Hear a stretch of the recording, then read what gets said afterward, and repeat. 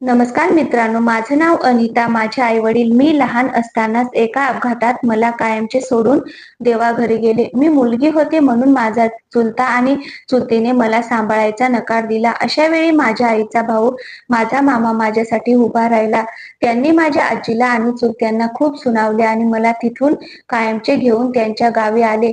माझ्या मामा-मामीला मुलबाळ नव्हते. माझ्या रूपात त्यांना त्यांची मुलगी भेटली होती. माझी आई वारल्यानंतर काही दिवसांनी माझी आजी पण देवाघरी गेली.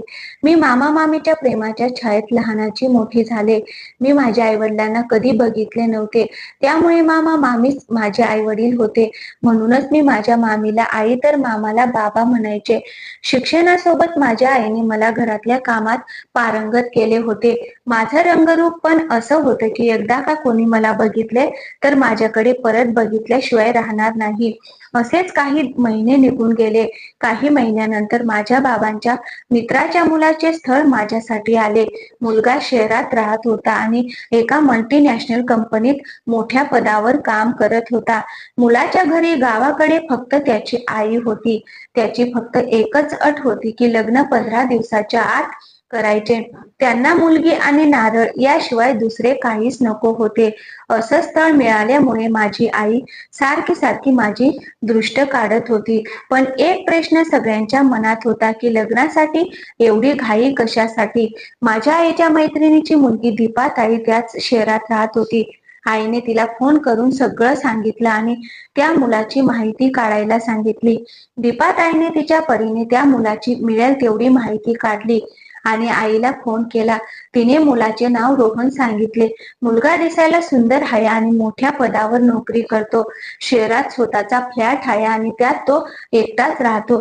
ताईचे बोलणे ऐकून आई खुश झाली आणि माझ्या लग्नाच्या जोरात तयारीला लागली. लग्न एकदम साध्या पद्धतीने व्हावं अशी मुलाची इच्छा होती. तरी पण आईने सगळ्या रीती भाती केल्या होत्या आणि माझं लग्न एकदम शांततेत पार पडले. पाठवणीची वेळ झाली. आई बाबा खूप इमोशनल झाले होते. ते मला मिठी मारून रडायला लागले.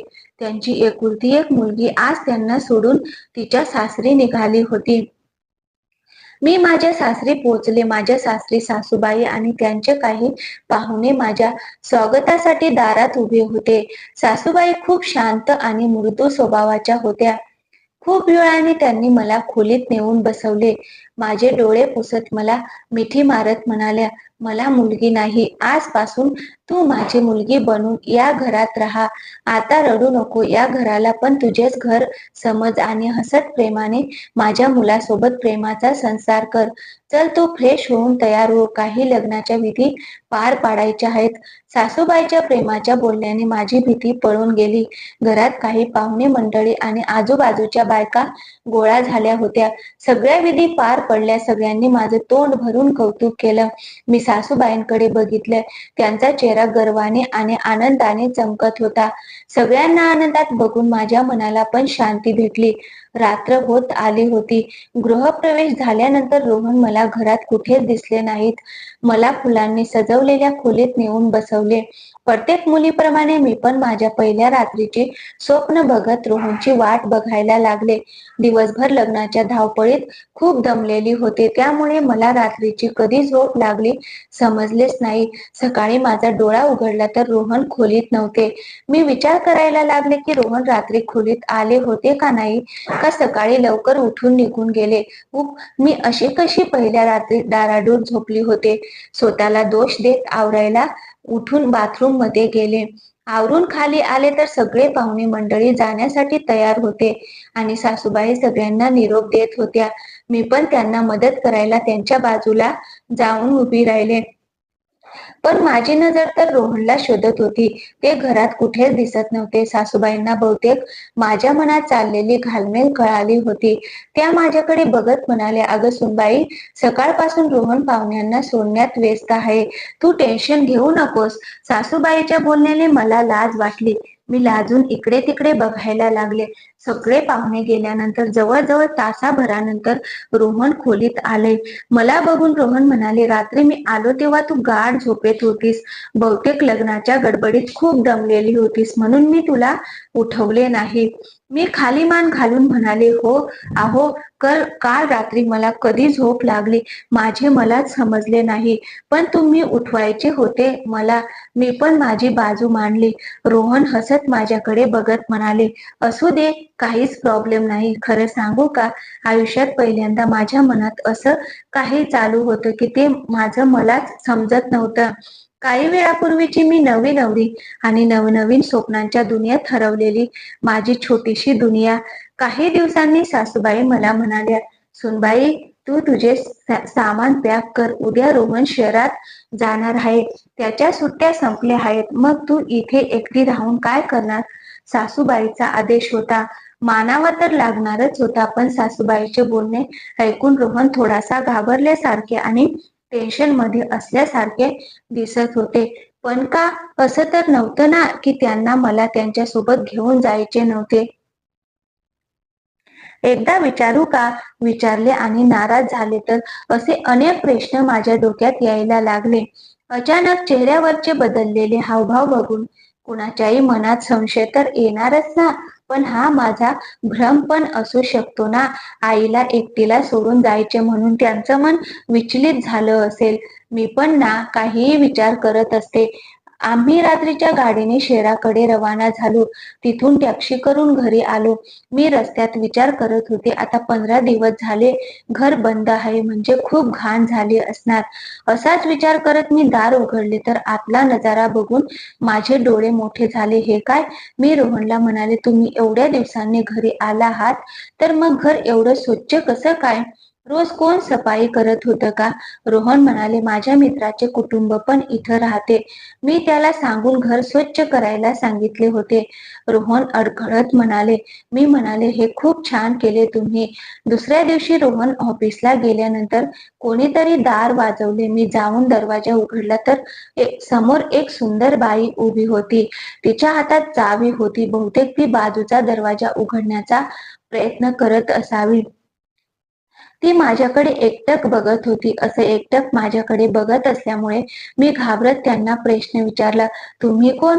ती बाई म्हणाली, "हा फ्लॅट तर रोहनचा आहे ना, मग तुम्ही कोण?" तिने माझा प्रश्न मलाच विचारला. मी म्हणाले, "मी रोहनची बायको अनिता. कालच आम्ही गावावरून आलो आहोत." माझं बोलणं ऐकून ती दचकली आणि मग म्हणाली, "मला माफ करा, मी तुमच्या वरच्या मजल्यावर राहते. काल मी बाहेर गेले होते. रात्री परत आले त्यामुळे मला समजले नाही की रोहन परत आला आहे. मी तर साफसफाई करायला आले होते." ती स्वतःला शांत करत म्हणाली. मी म्हणाले, "अच्छा, म्हणजे त्या तुम्ही आहात तर काल रोहनने मला सांगितलं होतं की त्यांचा मित्र वरच्या फ्लॅटमध्ये राहतो. तेच साफसफाई करत असतात." त्या बाईने तिचं नाव नेहा सांगितलं. ती म्हणाली, "माझा नवरा आर्मीमध्ये आहे. मी माझ्या मुलीसोबत एकटी राहते." सूर्यास्त झाला होता. आकाश पूर्णपणे लाल झाले होते. मी गॅलरीमध्ये उभी राहून अमितची वाट बघत होते आणि निसर्गाचा सुंदर नजारा बघत स्वतःच्या स्वप्नात हरवली होती. तेवढ्यात अमितच्या आवाजाने मी स्वप्नाच्या दुनियेतून बाहेर आले.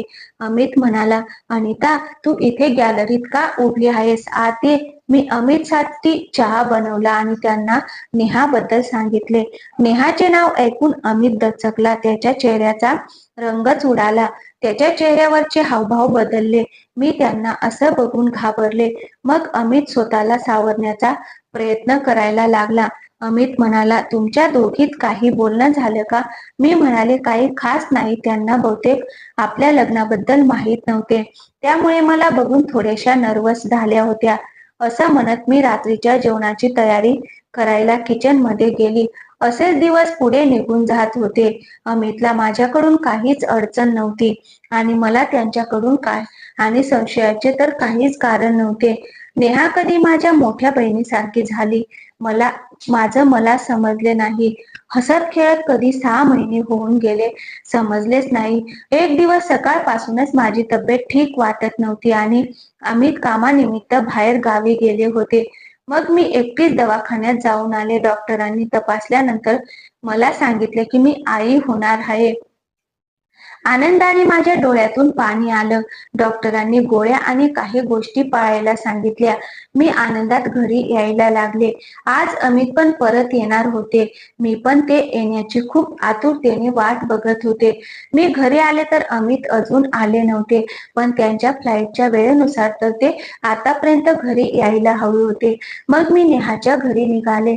मला असं वाटलं की तिच्याशी बोलून मला जरा बरं वाटेल. मी तिथे गेले तर दार जराशी उघडे होते, त्यामुळे न वाजवता मी सरळ आत गेले आणि तसही आमची खूप छान मैत्री झाली होती.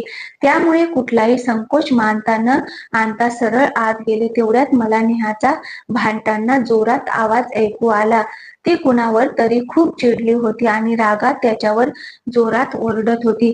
मला वाटलं की मी चुकीच्या वेळी आले आहे, म्हणून मी गुपचूप तिथून परत यायला माघारी फिरतच होते, पण अमितचा आवाज ऐकून माझी पावले जागच्या जागीच थांबली.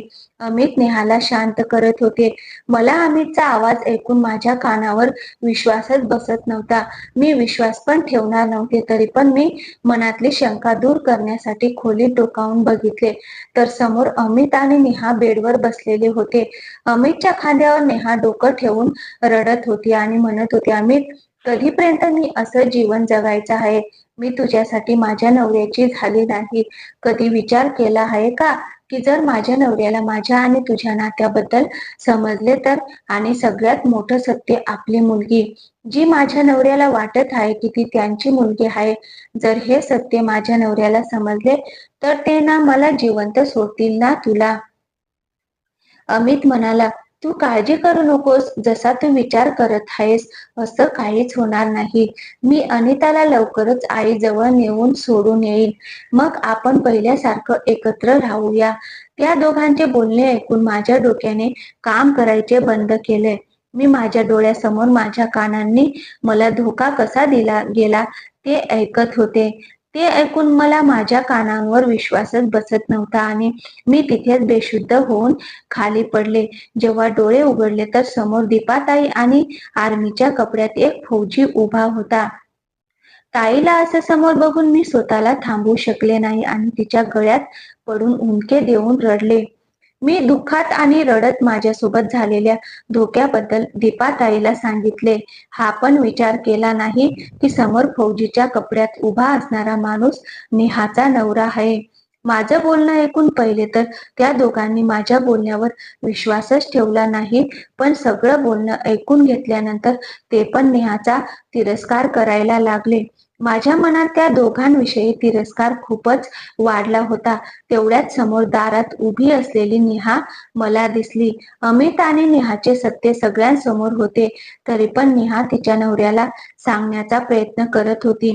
पण जेव्हा तिच्या नवऱ्याने तिला DNA टेस्ट करण्याची धमकी दिली, तेव्हा तिने रडत रडत सगळं सत्य तिच्या नवऱ्याला सांगितले. पण अमित एकदम तटस्थ उभे होते. चेहऱ्याचा रंग उडाला होता. तोंडातून आवाज बाहेर येत नव्हता, जणू त्यांचा गळा सुकला होता. मला अमितला खूप काही ऐकवायचे होते, पण ज्याला त्याने केलेल्या चुकीचा काहीच पश्चाताप नव्हता. त्याच्याशी वाद घालून तरी काय फायदा? त्या दोघींनी एका क्षणात माझ्या आयुष्याची राख रांगोळी केली होती. कुठे मी तिच्या सोबत माझा आनंद वाटून घ्यायला निघाले होते आणि आता त्या दोघांनी दिलेल्या धोक्यामुळे दवाखान्याच्या बेडवर पूर्णपणे तुटून पडले होते. मला काहीच कळत नव्हते की काय करू, कुठे जाऊ. दीपाताईनं आईला आणि माझ्या सासूबाईंना फोन करून बोलावले होते. आई बाबा माझी अवस्था बघून तुटले होते. दोघे एकमेकांजवळ खूप रडत होते, पण माझ्या समोर मला हिम्मत आणि धीर देत होते. दीपाताई मला आणि आई बाबांना तिच्या घरी घेऊन गेले. आई बाबांना मी गरोदर आहे हे माहिती होते.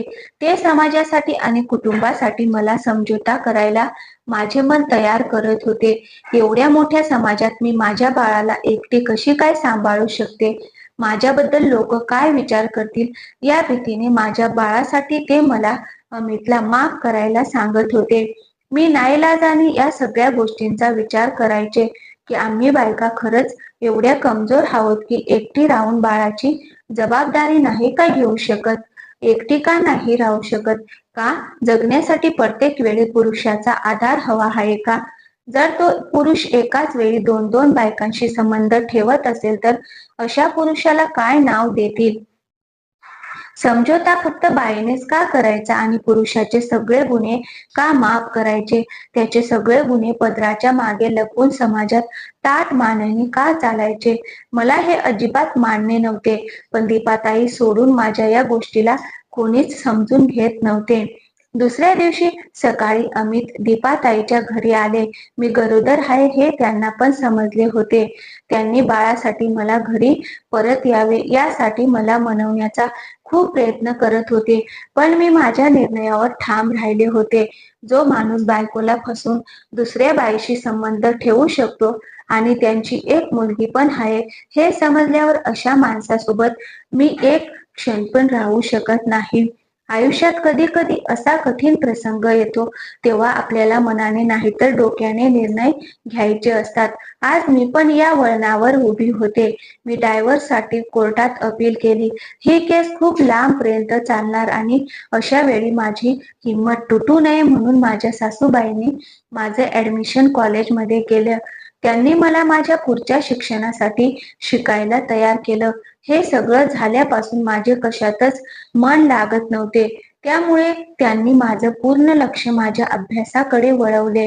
सासूबाई त्यांच्या पोटच्या मुलाला सोडून माझ्या सोबत आल्या आणि माझी साथ देण्यात कुठलीच कसर सोडली नाही. त्यांनी त्यांच्या प्रॉपर्टीमधून अमितला बेदखल केले आणि सगळं माझ्या आणि माझ्या होणाऱ्या बाळाच्या नावावर केलं. समाज आणि नातेवाईकांच्या विरोधात जाऊन सासूबाईंनी जे माझ्यासाठी केलं ते पाहून मी त्यांची आयुष्यभरासाठी ऋणी झाले. असेच महिने निघून गेले आणि माझी डिलिव्हरी जवळ आली. तो दिवस पण आला. माझं आणि अमितचे नाते कायमचे तुटले. काही दिवसांनी मी एका मुलाला जन्म दिला. सासूबाई त्यांचा सगळा दिवस नातवाची देखभाल करण्यात घालवत असायच्या. माझे आई बाबा पण आले. ते तिघे मिळून बाळाची खूप काळजी घ्यायचे. बाळाच्या चेहऱ्यावरचे हसू बघून सगळे आपापले दुःख विसरून जात होते. मी निश्चित होऊन माझ्या अभ्यासात लक्ष द्यायला लागले. अशा प्रकारे मी माझं डी.एड पूर्ण केले आणि कॉलेजमध्ये टीचरच्या नोकरीवर रुजू झाले. या सगळ्यात 3 वर्षे कशी निघून गेली समजलेच नाही. हळूहळू माझी गाडी सरळ मार्गावर यायला लागली. माझ्या आयुष्यात मी खूप व्यस्त झाले. अशा वेळेस घरातल्यांची साथ ही माझ्यासाठी कुठल्या वरदानापेक्षा कमी नव्हती. काही दिवसांनी सासूबाईंनी तब्येत बिघडली आणि त्या मला सोडून देवाघरी गेल्या. अमित त्याच्या आईच्या शेवटच्या क्षणी त्यांना बघायला आले. अंतिम संस्कार झाल्यानंतर अमित माझ्या समोर आले तेव्हा मी सगळी भडास अमितवर काढायची होती. पण त्याचं रडणे ऐकून तिथेच थांबले. मी बाहेर जायला लागले तर मागून अमितने आवाज दिला, अनिता, माझा मुलगा. मी म्हणाले, अमित तुमचा कुठलाच मुलगा नाही. ज्याला तुम्ही तुमचा मुलगा म्हणता त्याचं नाव तरी माहीत आहे का तुम्हाला? हो, पण तुमची एक मुलगी आहे आणि तिचं नाव मला माहिती आहे. फक्त तिला आणि तुमच्या त्या दुसऱ्या बायकोकडे लक्ष द्या. तुमच्या आईच्या मरण्याला तुम्ही जबाबदार आहात. त्यांच्या अंतिम संस्कारात येऊन शोक करून दाखवत आहात की तुम्हाला किती दुःख झाले आहे. पण इथून पुढे मला भेटण्याचा किंवा फोन करण्याचा प्रयत्न करू नका. अमित परत नेहाजवळ माघारी गेला कारण नेहाच्या नवऱ्याने पण तिला घटस्फोट दिला होता. आज माझ्या मनातून सगळा राग दोष निघून गेल्यासारखं वाटत होतं. आज मला खूप हलकं हलकं मोकळं वाटत होतं. आज माझा मुलगा 25 वर्षाचा झाला आहे. एक पोलीस ऑफिसर आहे. मी माझ्या आई बाबांसोबत माझी सून येण्याची आतुरतेने वाट बघत आहे. मी माझ्या मुलाचं लग्न ठरवलं आहे. समाजाच्या आणि नातेवाईकांच्या विरोधात जाऊन माझ्या सासूबाईंनी मला साथ दिली. त्यांचा मुलगा अमित चुकीचा आहे हे समजल्यावर त्याला कायमचं त्याच्या आयुष्यातून बेदखल केले आणि सुनेची बाजू घेतली. जर अशी प्रेमळ आणि समजूतदार सासू मुलींना मिळाली तर आयुष्य किती सुंदर होईल, नाही का? तर मित्रांनो, कशी वाटली आजची कथा? आवडली असेल तर व्हिडिओला लाईक आणि चॅनलला सबस्क्राईब नक्की करा. थँक्यू. धन्यवाद.